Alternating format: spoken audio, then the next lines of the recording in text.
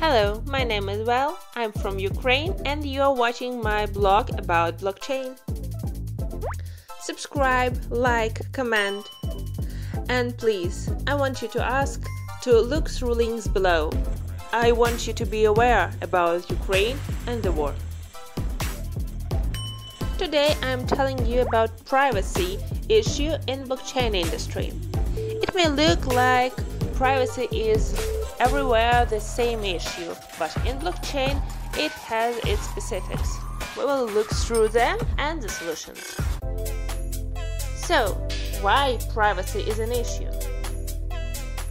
Everything hides in the blockchain technology itself. Blockchain is a shared and synchronized digital database that is maintained by a consensus algorithm and stored on multiple nodes. Decentralization is a main issue for privacy. First of all, legalization. The law takes into account centralized systems, not decentralized, because there must be someone in charge who controls and can be judged. The storage of personal data on different nodes isn't that secure. We'll talk about it later. And the last one is that you can't change the data you own. Even if you own the data, you can't change it, delete it from the system.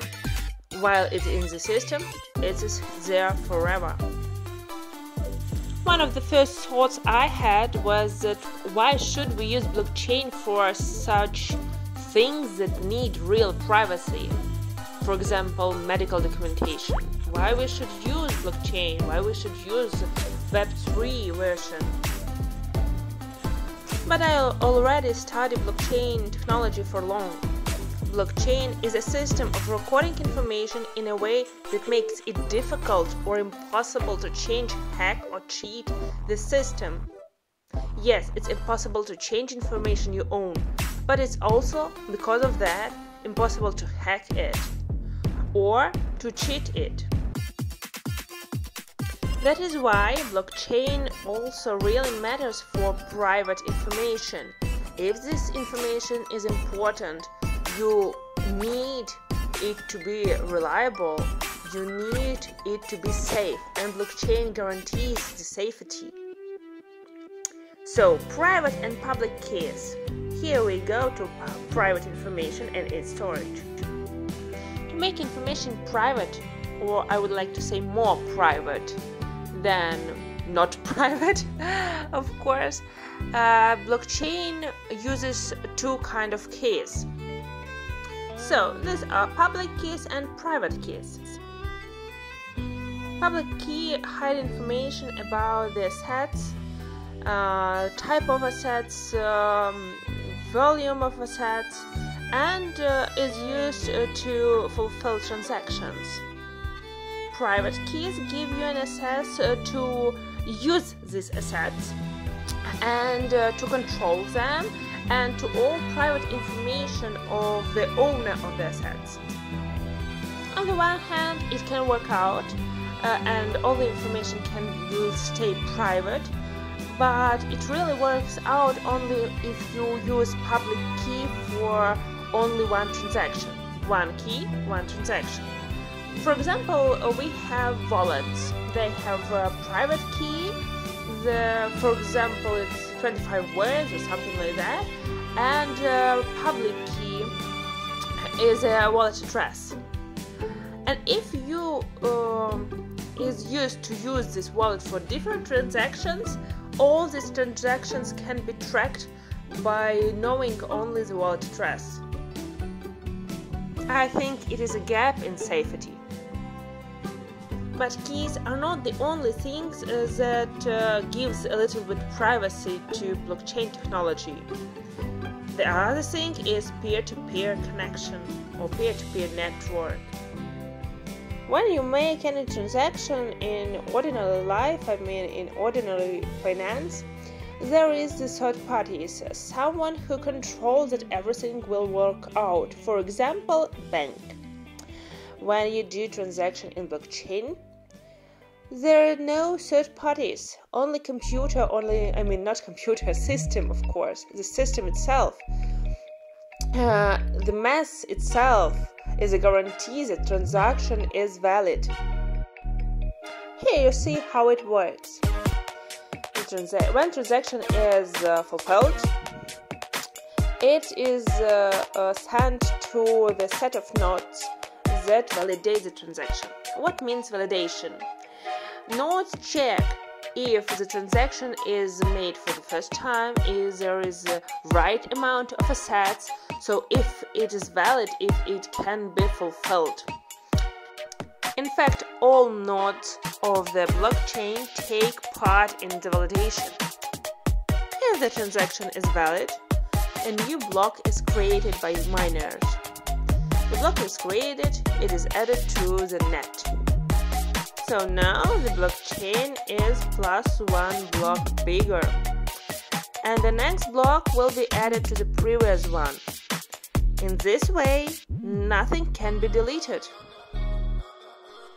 The last thing from the theory of privacy that I will take into account today is zero-knowledge proofs. I think this topic is worth another video, but today we won't dive deep. Only some things that will make you understand the value of zero-knowledge proof technology. So here's what Wikipedia says. Zero-knowledge proof is a cryptographic method by which one party, the prover, can prove to another party, the verifier, that a given statement is true without conveying any information apart from the fact that the statement is indeed true. To be even more simple, I would like to say that when using zero-knowledge proofs, no one should be trusted by the mathematics itself. Mathematics never lies. So now we've got to the example. I will be talking about the Manta Network today. When the project only have started, this is what they told about itself. It is the first privacy-first layer on Polkadot built for private transacting and swapping. Today it's a bit more complex. Manta Network has high performance, parachain asset ready, and privacy protection features. So I will tell you some techniques that are used in Manta Network that prove its privacy features. First of all, zero-knowledge proof we've talked about. By using zero-knowledge proofs, Manta is able to scale out privacy in a hardware-agnostic and more decentralized manner in the Web3 world. Secondly, it's Web3 ready. The network is designed to enable the privatization of other crypto assets, starting with the crypto assets within the Polkadot and Kusama ecosystem, but it's only started with. As it is said, the disaster native communication properties of Polkadot allow Manta Network's technology to provide additional benefits of privacy as a plug-and-play feature that can be enabled for another networks. And the last one, but not least, Manta Network's privacy preservation extends beyond token transactions and can be applied for use in DeFi, metaverse, NFTs, game fees, and other future use cases that emerge within the growing Web3 world. So, as we see, Manta Network is a really promising startup. It already is working on Kusama, a Calamari network it's called, and is going to work on Polkadot. It has great partners, so we can believe it will work out like it's told. But when studying privacy in theory, we should understand how privacy issues can be fixed. And here is Manta's example. So, I studied their Dolphin Pay testnet. To make all transactions private, they use private ledger. It's kind of third party, but it's computer version of third party ledger, which will cover all the information that can be stored in a public key, so nobody has access to it. To make it work out, they also use ephemeral secret key. It's a cryptographic key that generated for each execution of a key establishment process. So, one key for one transaction. I think today I've covered enough of the topic to make you understand the privacy in blockchain. If you have any questions, write them below. I will try to answer in other videos. As talking about privacy and conclude the privacy topic, I would like to say that personally I think we gave up privacy a lot with social medias, with all this internet stuff for shopping, bank accounts, etc. We gave up our privacy. But right now, with blockchain industry, it is going to be ours again. We will be able to secure any information we want.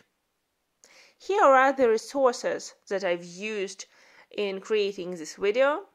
I will give you all the links below, and I want to ask you again to look through the links that cover the situation in Ukraine. Thank you.